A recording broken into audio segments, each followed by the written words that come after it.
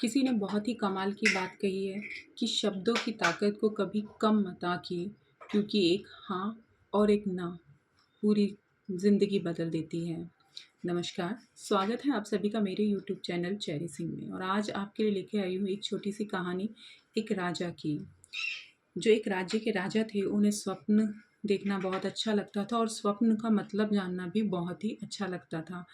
जब वो रात में सोते थे और सुबह उठते थे, उन्हें कोई सपने आते थे, तो वो अपने राज्य के स्वप्न विशेषज्ञों को बुलाया करते थे और उनका मतलब पूछा करते थे।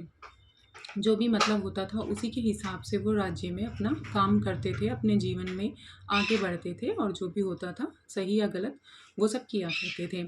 इसलिए उन्हें सपनों का मतलब जानना बहुत ही अच्छा लगता था। ऐसे ही एक दिन राजा सो रहे थे और सुबह उठे। उस दिन उन्होंने रात में एक बहुत ही अजीब सा सपना देखा।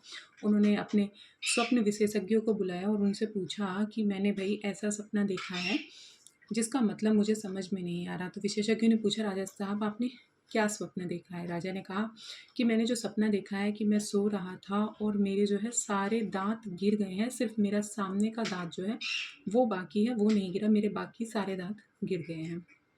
अब इतने सारे लोगों को मतलब समझ ही नहीं आ रहा था, जो विशेषज्ञ थे उन लोगों को भी मतलब समझ नहीं आ रहा था। सभा में जितने लोग भी बैठे हुए थे, कहने लगे कि क्या राजा साहब ने अजीब सपना देखा है, इसका तो कोई मतलब ही नहीं है, इसका क्या मतलब होगा? किसी की कुछ समझ में नहीं आया। फिर उनमें से कुछ लोगों ने बोला कि हमारे पास वाले राज्य में जो है एक बहुत ही ज्ञानी स्वप्न विशेषज्ञ हैं, जो हर सपने का मतलब समझा देते हैं, आप उन्हें बुलाइए। तो राजा ने अपने दूतों को भेजकर, वहाँ पर सैनिकों को भेजकर, वहाँ से जो है उस विशेषज्ञ को बुलाया। वो विशेषज्ञ आए, बैठे, उनकी सेवा की गई और उनसे कहा गया कि जो है मैंने ऐसे-ऐसे सपना देखा है और मैं उसका मतलब नहीं समझ पा रहा हूँ। तो विशेषज्ञ ने कहा, क्या स्वप्न देखा है? उन्होंने कहा कि मैंने स्वप्न देखा कि मैं रात में सो रहा हूँ, मेरे मुँह से सारे दाँत गिर गए हैं, बस एक सामने का दाँत बाकी है, वरना तो सारे दाँत गिर गए हैं। अब जो है विशेषज्ञ ने सपने का मतलब बताना शुरू किया। उन्होंने कहा कि इसका मतलब तो बहुत ही गंभीर है और बहुत ही अजीब है। कहा, ऐसा क्या है? आप मुझे बता दीजिए। उसने कहा, राजा साहब, इस सपने का मतलब बिल्कुल साफ-साफ है कि आपके परिवार के, आपके राज्य में, आपके परिवार में जितने भी लोग हैं वो सब मर जाएँगे। सिर्फ़ एक आप बाकी बचोगे, जो सामने के दाँत, तो सिर्फ़ आप बाकी बचोगे। सब लोगों की अब से पहले मृत्यु हो जाएगी, सिर्फ़ आप जीवित रहोगे। अब ये सुनकर जो है राजा बहुत ही क्रोधित हो गए और उन्होंने कहा कि इन्हें यहाँ से पकड़ो और जो है बंदी गृह में डाल दो। ये क्या मतलब बता रहे हैं मेरे सपने का? मेरे परिवार को बोल रहे हैं कि मरने वाले हैं, हटाओ इन्हें। अब विशेषज्ञ जी कहने लगे कि मैंने ऐसा क्या बोल दिया? मैंने जो बोला है, जो सपना आपने देखा है, मैंने उसका मतलब बताया आपको सीधा-सीधा। आप मेरे साथ ऐसा क्यों कर रहे हो? आपने ही तो मुझे बड़े प्यार से, सम्मान से, भाव से अच्छे आपने मुझे बुलाया था अपने राज्य में, और अब जब मैंने आपको स्वप्न का मतलब बता दिया, तो आप मुझे बंदी बना रहे हैं। उसने कहा, मुझे नहीं सुनना, तुम जाओ और जाके इन्हें ले जाओ और जो है इन्हें बंदी गृह में डाल दो। ये क्या मतलब बताया इन्होंने मेरे सपने का? उन्होंने कहा कि जाओ, कहीं और से जाके अपने सैनिकों से बोला, गुप्तचरों से बोला कि और किसी राज्य में जाओ, पता करो कि जो सबसे अच्छा स्वप्न विशेषज्ञ है, उन्हें लेकर आए और वो मेरे स्वप्न का मतलब बताए। जो है देखा, बाली ढूँढा बाली चालू हो गई, सब लोग चारों तरफ फैल गए। तब जाके और राजा साहब ने कहा कि उसको एक बहुत ही बड़ा-सा अच्छा-सा इनाम भी मैं दूँगा साथ में, ये भी बोल देना। सब लोग अपना काम पर लग गए, ढूँढना शुरू कर दिया। लोग आ गए स्वप्न का मतलब बताने के लिए। एक बहुत ही साधारण सा व्यक्ति, साधारण सा लड़का, कम उम्र का साधारण सा लड़का आकर खड़ा हो गया, कहने लगा कि मुझे आपके स्वप्न का मतलब पता है, मैं बता सकता हूँ। राजा ने कहा, देखने में तो बहुत ही साधारण सा और इतना ही कम उम्र का ये व्यक्ति है, ये कैसे मेरे स्वप्न का मतलब बता सकता है? उसने कहा, ठीक है, चलो तुम बता सकते हो तो बता दो। उस लड़के ने कहा कि राजा साहब, आपने जो स्वप्न देखा उसका तो मतलब ही मैं उस स्वप्न को सुनते ही आश्चर्यचकित हो गया कि आपके स्वप्न का मतलब बहुत ही अच्छा है और हमारे लिए तो ये बहुत ही खुशी की बात है और आपके लिए भी, हमारे पूरे राज्य के लिए ये बड़ी ही खुशी की बात है। अब राजा जो है खुश हुआ और राजा ने कहा, ऐसा क्या मेरे सपने का मतलब है? तो उस लड़के ने कहा कि राजा साहब, आपने जो स्वप्न देखा है कि सारे दाँत आपके गिर गए, एक सामने का दाँत बाकी है। आपको पता है, आप इस पूरे राज्य में सबसे लंबी आयु वाले व्यक्ति हैं।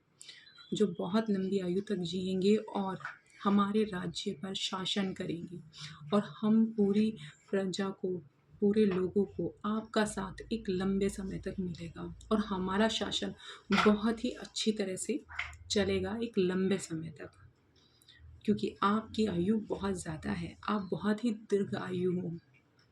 आपके परिवार के सदस्य रहें ना रहें, लेकिन आप हमारा साथ एक लंबे समय तक दोगे और इस राज्य को एक लंबे समय तक बहुत ही अच्छी तरह से चलाओगे।